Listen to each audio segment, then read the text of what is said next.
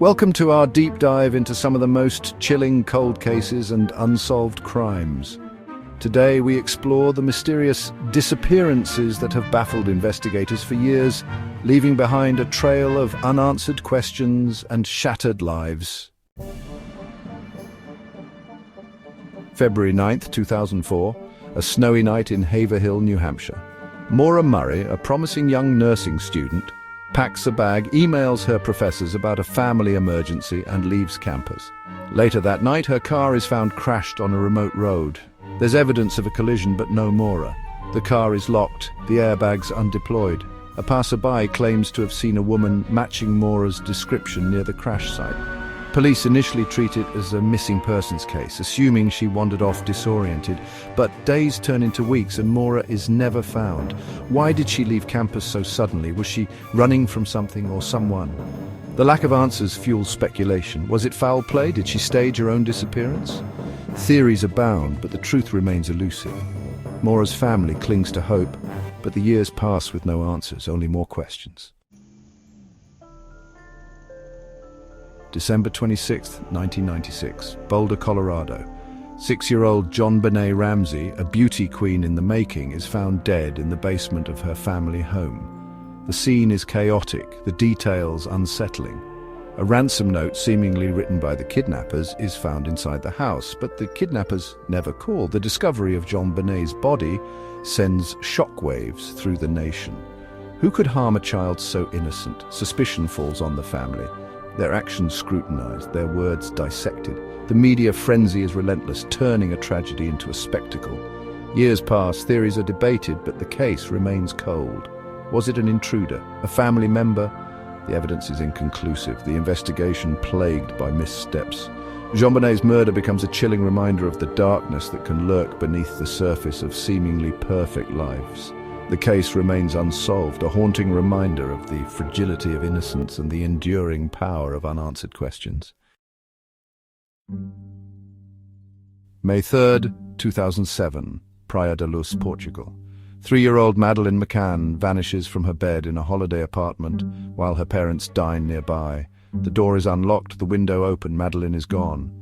The McCanns search frantically, their cries echoing through the night. Police are called, but precious time has been lost. The investigation is hampered by language barriers and perceived missteps. Days turn into weeks, and still no sign of Madeleine. The world watches, hearts breaking for the little girl. Theories abound, but none hold all the answers. The case becomes a media sensation, fueled by speculation. The McCanns become both victims and suspects. The pressure is immense, the pain unbearable. Years later, the mystery remains unsolved. The questions linger, a constant ache in the hearts of those who loved her. The search for Madeleine continues, a testament to hope and belief that one day the truth will be revealed. April 1st, 2006, Columbus, Ohio. Brian Schaffer, a medical student, vanishes after a night out. Last seen entering a bar, never seen leaving. It's as if he vanished into thin air. Friends lose track of him. Weeks pass and the mystery deepens. Police investigate, but the trail runs cold. Theories circulate, but no answers. Brian's family and friends are left grappling with the unknown. Late 1960s, Northern California, a reign of terror grips the San Francisco Bay Area as a serial killer, dubbed the Zodiac by the media, claims responsibility for a string of brutal murders. His calling card, cryptic ciphers and taunting letters sent to local newspapers. The Zodiac's crimes are as brazen as they are puzzling. He targets young couples, often in secluded areas, leaving behind a trail of blood and terror. His motives remain shrouded in mystery, his identity a chilling enigma. Despite a massive manhunt and countless leads, the Zodiac killer is never caught. His ciphers, a mix of symbols and codes, taunt investigators, some cracked, others remaining unsolved to this day. The case becomes a media sensation, the public captivated by the killer's audacity and the seeming inability of law enforcement to stop him.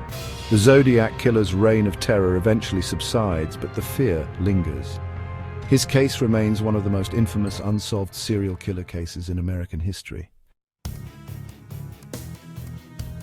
January 24, 2006, Orlando, Florida. 24-year-old Jennifer Kesey, a successful financial analyst, vanishes from her condo without a trace. Her car is found abandoned a few miles away, but there's no sign of Jennifer. The investigation reveals that Jennifer's disappearance was carefully planned. Her condo shows signs of a struggle, but no forced entry. Her cell phone last pings near her condo, but then goes silent. Surveillance footage from her condo complex captures a person of interest parking Jennifer's car, but the image is grainy, the figure obscured. Days turn into weeks, and still no sign of Jennifer. Her family and friends launch a tireless campaign, distributing flyers, organizing searches, and pleading for information. The case captures national attention, but despite numerous leads, Jennifer's fate remains a mystery. Was she abducted? Did she run away? Did someone she knows have something to do with her disappearance? The questions linger, a constant source of anguish for those who love her.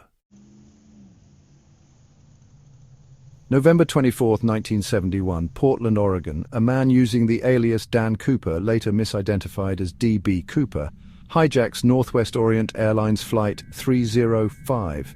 His weapon, a bomb in a briefcase, his demand $200,000 and 4 parachutes. The plane lands in Seattle, where Cooper exchanges the passengers for the ransom money and parachutes. He then orders the plane to take off again, this time heading south. Somewhere over the Pacific Northwest, under the cover of darkness, Cooper jumps out of the back of the plane with the ransom money, never to be seen again. The FBI launches a massive manhunt, but Cooper vanishes without a trace. The case becomes a media sensation, capturing the public imagination with its audacity and mystery. Theories abound. Did Cooper survive the jump? Was he a seasoned skydiver or a desperate gambler making a one-time gamble? Despite years of investigation and countless leads, D.B. Cooper's true identity and fate remain a mystery. His case remains the only unsolved air piracy in American history.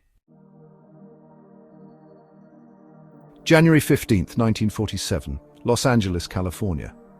The body of 22-year-old Elizabeth Short, an aspiring actress nicknamed the Black Dahlia, is found in a vacant lot, her body brutally mutilated and posed.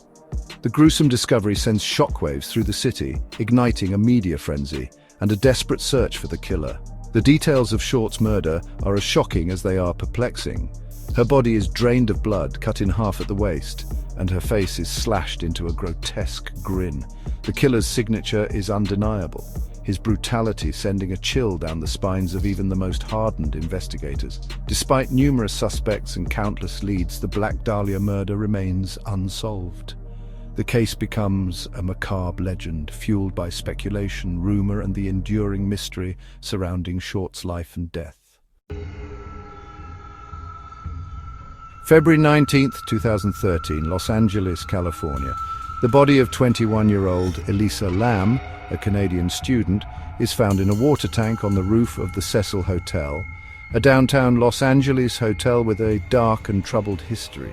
Her death is ruled an accidental drowning, but the circumstances surrounding her final days are anything but ordinary. Elisa's behavior in the days leading up to her disappearance is erratic and disturbing. Security footage from the hotel's elevator captures her acting strangely, appearing to talk to someone who isn't there, hiding from an unseen presence.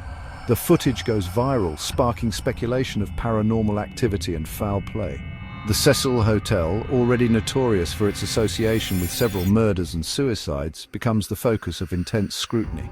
Was Elisa's death a tragic accident, or was there something more sinister at play? The questions linger, fueled by the hotel's dark past and the unsettling footage of Elisa's final moments. January 26, 1966, Adelaide, Australia. 3 young siblings, Jane, Anna and Grant Beaumont, vanish from Glenelg Beach, a popular seaside destination, while on a short bus ride from their home.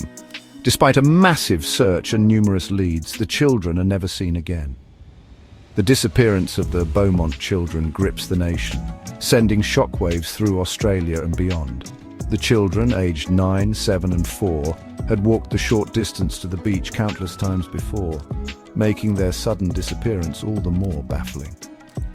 Witnesses report seeing the children with a tall blonde man at the beach, but the man is never identified. A psychic claims to have seen the children buried in a nearby warehouse, but the search yields nothing. The case goes cold, but the mystery lingers. Decades pass, but the Beaumont children are never forgotten. The case remains one of Australia's most infamous unsolved mysteries.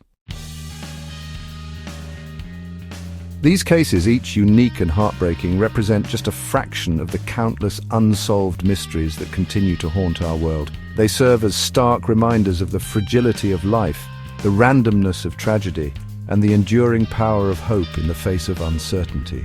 If you have any information about these or other unsolved cases, please contact the appropriate authorities. Your tip could be the missing piece of the puzzle that brings closure to these families and justice to those who have been lost.